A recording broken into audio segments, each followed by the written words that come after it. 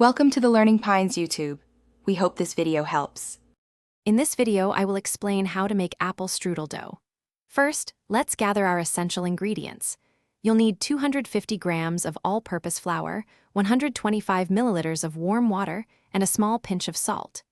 Don't forget 1 large egg and 2 tablespoons of vegetable oil.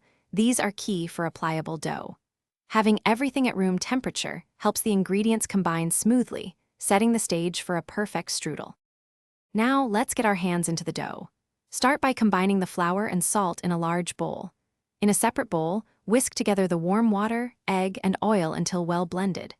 Gradually pour the wet mixture into the dry ingredients, stirring until a shaggy dough comes together.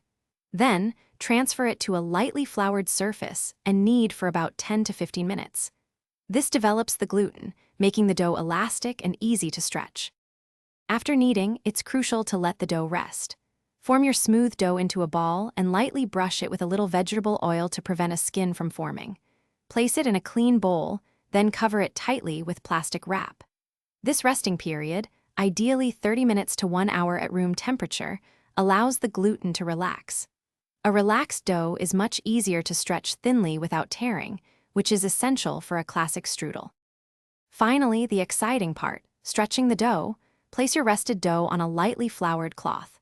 Gently flatten it, then begin stretching from the center outwards using the backs of your hands. Work slowly and evenly, aiming for a paper-thin, translucent sheet.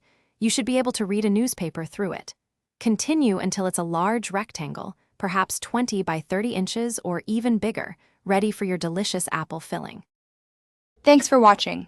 Consider subscribing if we helped you.